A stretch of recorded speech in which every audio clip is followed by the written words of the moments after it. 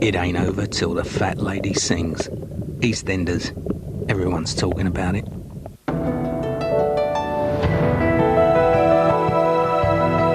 A summary of the latest news now on BBC One with George Aligiah.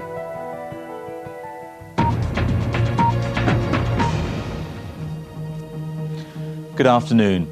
The widow of the murdered policeman Keith Blakelock has described a £50,000 payment to the man wrongfully convicted of his killing as obscene. Winston Silcott, who's now serving life for another murder, received the money from the Metropolitan Police in an out-of-court settlement. PC Keith Blakelock was killed during the riots on the Broadwater Farm estate in Tottenham, North London, 14 years ago. The father of three had suffered more than 40 separate wounds after being confronted by a mob during the disturbances. But the Court of Appeal quashed Winston Silcott's conviction for the murder after tests revealed evidence may have been fabricated by police.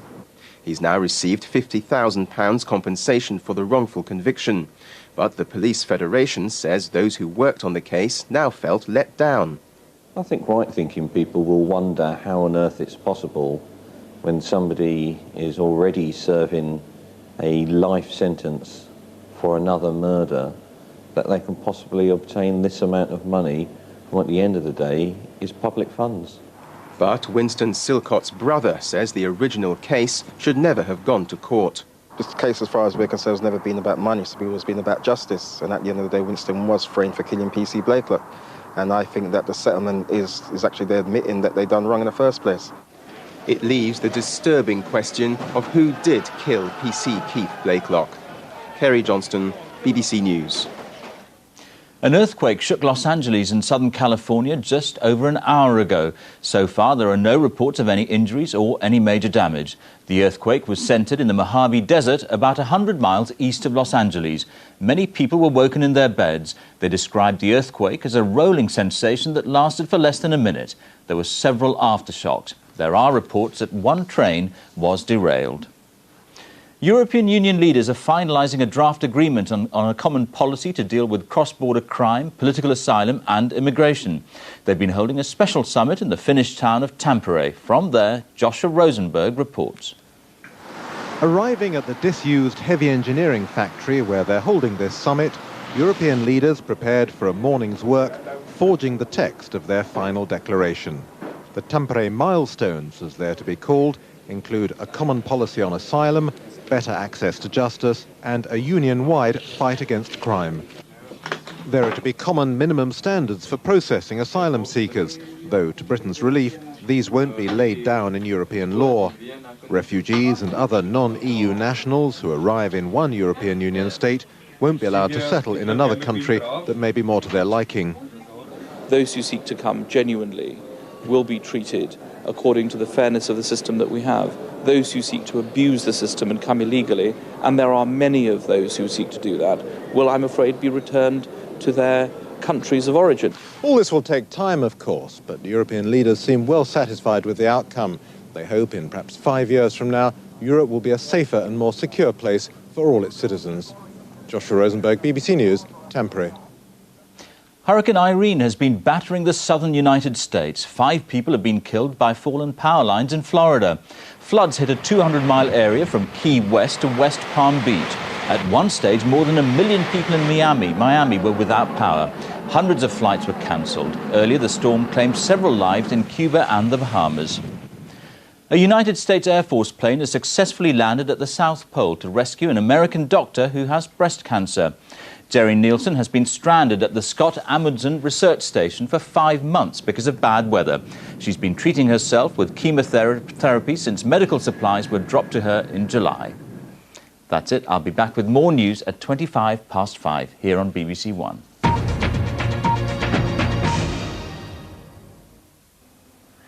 Good afternoon to you. Well, today marks the 12th anniversary of the big storm that swept through southeast England in 1987.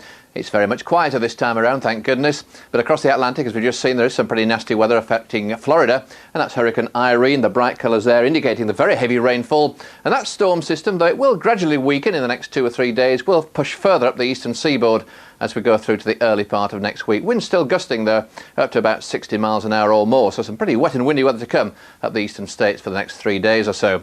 Well, back here, the winds are very light at the moment, so it's very pleasant where the sun's shining, but the winds are going to strengthen through tomorrow. Colder winds coming in from the near continent as well, and we'll find pretty strong winds across much of the country as we go through the next 4 or 5 days. With an area of low pressure down to the southwest at the moment, that's actually going to drift further away. But the high pressure across Scandinavia will get closer, so we are seeing these isobars tightening up, and that's an indication of the strength of the wind. So stronger winds to come, but also a good deal of fine and sunny weather as we go through the second half of the weekend. Now, it's not too bad at the moment, actually. Parts of the south running up into East Anglia, and also this sliver of sunshine through northwest England up the western side of Scotland. So a good deal of sunshine to come during the afternoon. That sunshine spreading out across the south, but there will still be some thicker cloud and the odd spot of rain perhaps in the Isles of Scilly, and still rather grey across those eastern parts of Scotland into northeast England to the north of the Humber especially. I think here there could be the odd spot of drizzle at any time in the next few days.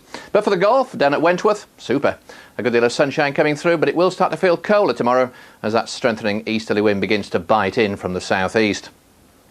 Well, the rugby taking place too up at Murrayfield today will be rather different. Looks like being rather overcast. Temperature only 11 or 12 degrees, I would think, but a gentle wind coming in from the North Sea. Top temperatures today around about 15 to 17 across the sunnier parts of southern England and Wales. And then tonight we'll keep all that cloud, maybe some drizzle too, and some low cloud up there on the eastern coasts of both Scotland and England. The cloud well broken elsewhere, but I think too much breeze really for any fog problems. They will turn pretty chilly. Temperatures go down to about 4 degrees here, and in the western glens in the shelter there could be a touch of frost and maybe some mist patches too. That's how things will look on Sunday then, with again a lot of grey weather down the eastern side of Scotland into northeast England, but all the while the sunshine getting to work on it, nibbling away at that cloud, and a good deal of sunshine elsewhere, but the wind certainly will begin to freshen tomorrow, so it's going to start to feel a little bit colder. And over the next few days you can see the green takes over, so rather chilly weather, but later in the week as it gets windier and wetter there will be some warmer weather, paradoxically. That's it from me for now.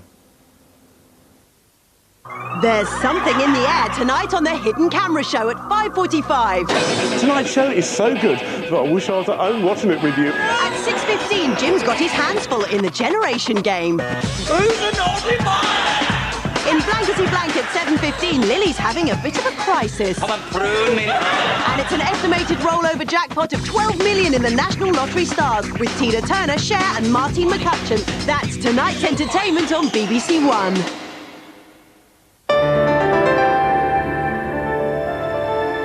Now on BBC One, Grandstand with Steve Ryder at Wentworth.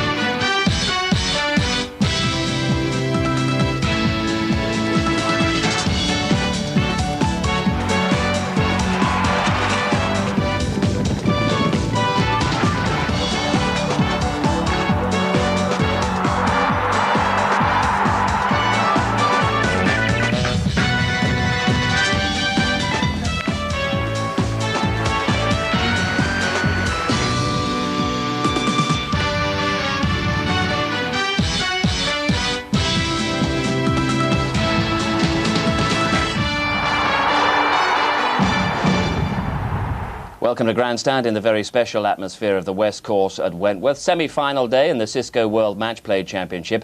And after the flag-waving bedlam of Brookline, we're back to the cult of the individual. It's Mark against Nick, Porrig against Monty.